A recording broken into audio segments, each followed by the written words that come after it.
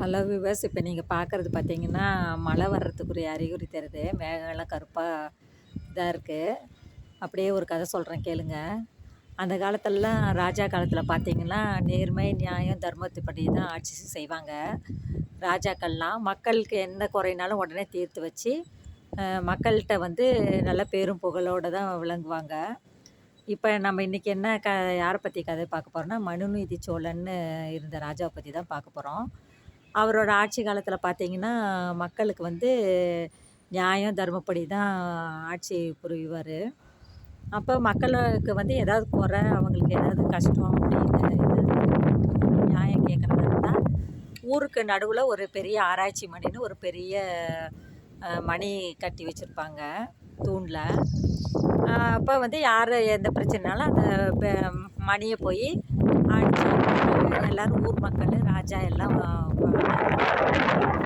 அப்போ வந்து மக்கள் வந்து தங்களோட குறையவோ அவங்களுக்கு என்ன பிரச்சனையோ அதை சொன்னால் ராஜா வந்து அதுக்கு தகுந்த மாதிரி நியாயம் தீர்ப்பு வழங்குவார்.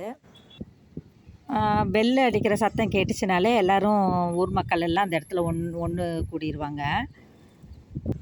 அப்போ ஒரு நாள் பார்த்திங்கன்னா ஆராய்ச்சி மணி தொடர்ந்து அடிச்சுக்கிட்டே இருக்கும். எல்லோரும் ரொம்ப ஆச்சரியமாக வேக வேகமாக வந்து அந்த ஊருக்கு நடுவில் அந்த மணி அடிக்கிற இடத்துக்கு எல்லாம் குழுமிடுவாங்க. மனுநீதி சோழனும் அந்த இடத்துக்கு வந்துடுவார். அப்போ அந்த எல்லோரும் வெளில யார் அடிக்கிறதுன்னு பார்த்தாங்கன்னா ஆச்சரியமாக இருக்கும். ஒரு பசுமாடு அடிச்சுக்கிட்டு இருக்கோம் அழுத கண்ணீரோட. அப்போ எல்லோரும் வந்து ஆச்சரியமாக அங்கே பார்க்கும்போது பார்த்திங்கன்னா பக்கத்தில் பார்த்து எல்லோரும் அப்படியே உறைஞ்சி போயிடுவாங்க அந்த காட்சியை பார்த்து. என்னன்னா ராஜாவோட தேர் கடியில் அந்த அந்த மாட்டோட கன்றுக்குட்டி வந்து நசுங்கி இறந்து கிடக்கும்.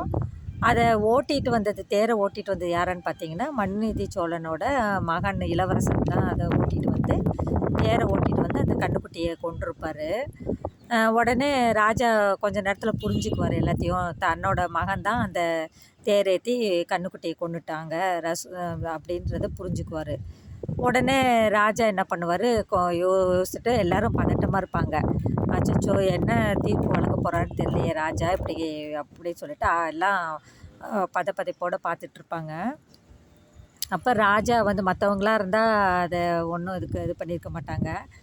அவர் என்ன பண்ணுவார்னா, அந்த பசுமாட்டுக்கோட தீர்ப்பு நியாயமான தீர்ப்பு வழங்கணுன்ட்டு அந்த அந்த தேர் பையன் எந்த தேரில் ஏற்றி அந்த கன்றுக்குட்டியை கொண்டானோ அதே தேர்க்கடியில் தன்னோட பையனை படுக்க வச்சு அதை தேர் அந்த பையன் மேலே கழுத்தில் ஏற்றி அந்த பையனையும் கொன்றுவார்.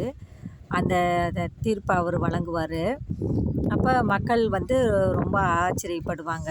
இப்படி ராஜா வந்து ஒரு பசுமாடு வந்து ஒரு 5 அறிவுள்ள பசுமாட்டுக்கே இந்த மாதிரி தீர்ப்பு வழங்கினதை நினச்சி இந்த கதை வந்து ரொம்ப ஃபேமஸாக சொல்லுவாங்க. அந்த காலத்தில் மனுநீதி சோழனோட நியாயத்தை அவரோட எவ்வளோ நேர்மையான தீர்ப்பு வழங்குவார் அப்படின்றதுக்கு இந்த கதையை தான் உதாரணமாக சொல்லுவாங்க. ராஜா வந்து பார்த்திங்கன்னா தன்னோட ஒரு பசுமாட்டுக்காக வேண்டி தன்னோட மகனையே இழக்க தயாராகிடுவார். இந்த கதை வந்து ரொம்ப அந்த காலத்தில் வந்து புகழ் பெற்றது. மனுநீதி சோழன் மாதிரி ஆட்சி புரியணும், நேர்மை நியாயம் தவறாமல் தர்மத்தின்படி ஆட்சி புரியணுன்றதுக்கு உதாரணமாக இந்த கதையை தான் சொல்லுவாங்க.